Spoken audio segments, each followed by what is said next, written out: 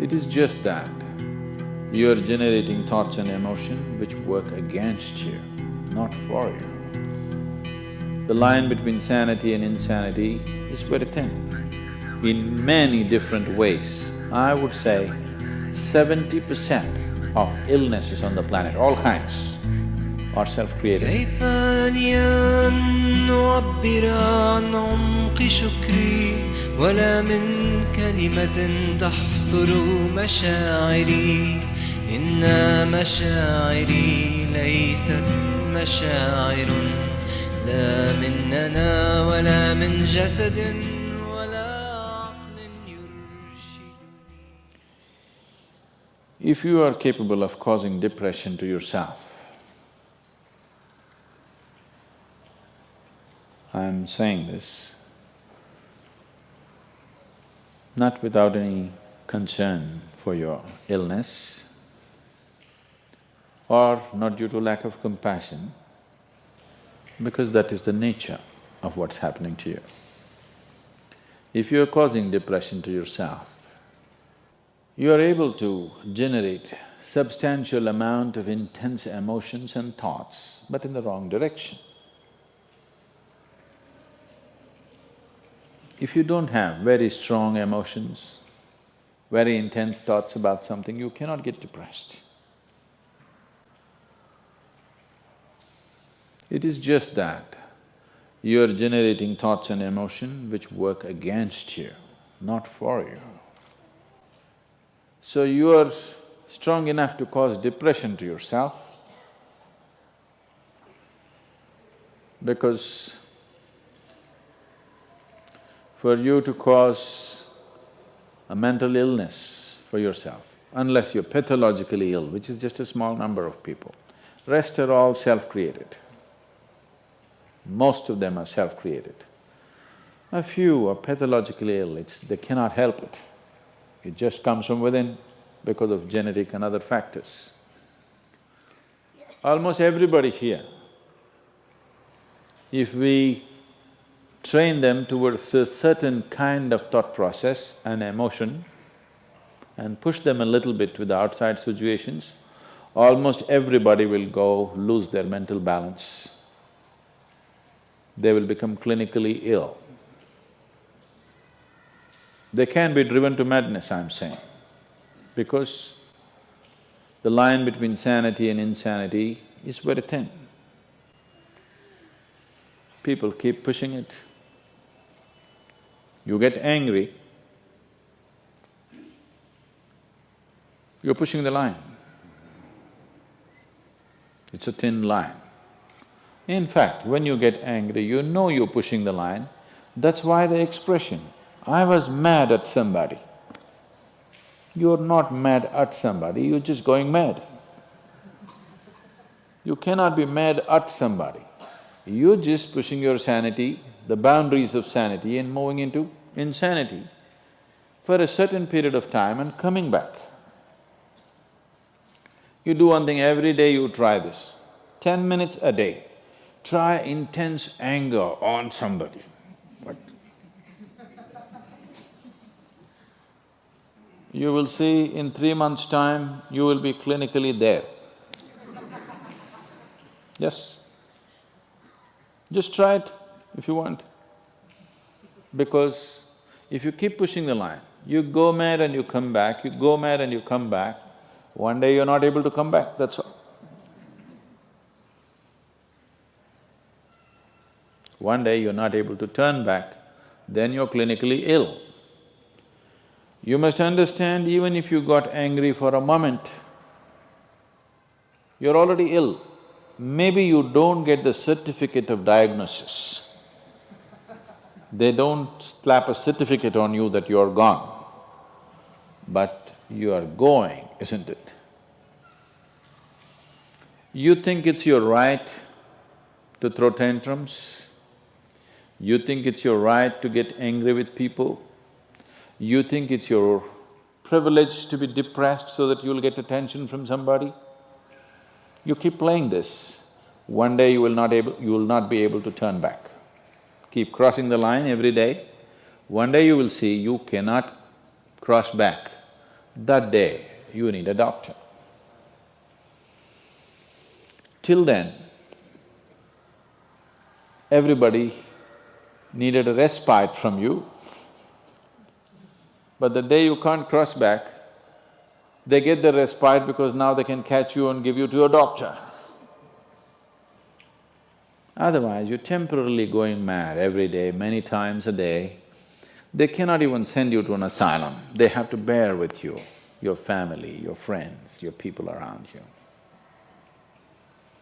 If you get at least truly clinically ill, we can hand you over. There's one temple in Tamil Nadu, you know, where they chain you and keep you. Where there is no hospital, no psychological for ailments, there's no hospital. There is a temple that somebody created which is supposed to push people back into sanity. So, families just take them and leave them there, they're shackled and left in the temple. You give them some money, they'll feed you, and you're just there like an animal, tied up. I think if hospitals were run like this, a lot of people wouldn't go crazy. They would maintain their sanity. Right now it's too deluxe. If you make hospital extremely comfortable, it'll become an incentive to become sick. And you have incentives in your life to become ill, right from your childhood. You got the maximum attention only when you fell ill. When you are happy, they screamed at you. When you squealed in joy, they screamed back at you, adults. You… then boo-boo, boo-boo, boo-boo, boo-boo. When you are a child, physical illness is good because you'll get attention from your mother and father and everybody around you, and you don't have to go to school on that day. So you learn the art of falling physically ill. But once you get married, you learn the art of becoming mentally ill. Because if you want to get attention, you go sit in a corner, act depressed, people will pay attention to you. So, you keep playing this game, one day you're not able to cross the line back. That day, you're clinically ill. Unfortunately, in many ways, not just in the way that I said now, in many different ways, I would say 70% of illnesses on the planet, all kinds, are self-created. Even if you get an infection, there is a way. If you keep yourself in a certain way, physically and mentally, the virus and the bacteria will not work the same way as it works upon somebody else. If you set yourself like this, no matter what's happening, anyway, I have to go and do this, this and this. There's no break from that. The last 29 years, I have not been able to cancel one program because I'm running temperature, I got a cold, I got this, I got that. It doesn't matter what's happening, what you have to do, you anyway have to do. You can't turn back on that. Either out of your commitment or you have a boss like that. One way or the other, if it happens, then you will see, you will not at all fall sick so often. Because if you have temperature, you still have to go. If it's summer, you still go, right? Now, a lot of people don't go. It's a little hot outside, they don't go and work. Little cold outside, they don't go and work. A little raining, they won't go and work. A snowflake, they will not go and work. This is just weather. So for every change in weather, if you have the comfort of covering yourself in a blanket and lying down, once you create that, your body will learn to fall sick as often as possible.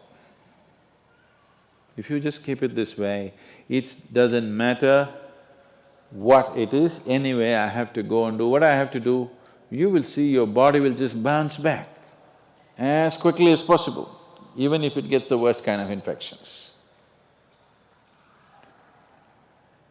So you just have to set the necessary conditions for health, necessary incentives for health, both for yourself and your children if you have them.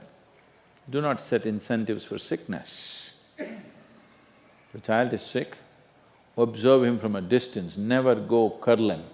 He knows that's the worst time of his life and he knows he has to get well soon. And give him the best attention when he is joyful. You will see he naturally learns from within. His very chemistry will learn that it pays to be joyful, it doesn't pay to be sick. If you make this very clear to your own biology, to your own chemistry and to everybody around you, you will see people will not fall sick as often as they are right now.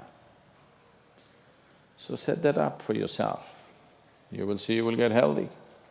If you can turn your mind this way, you can also turn it this way. I want you to understand this. No, I'm like this because my father abused me when I was 7 years of age. If you know all that bullshit, you can as well turn yourself around, isn't it? It's time.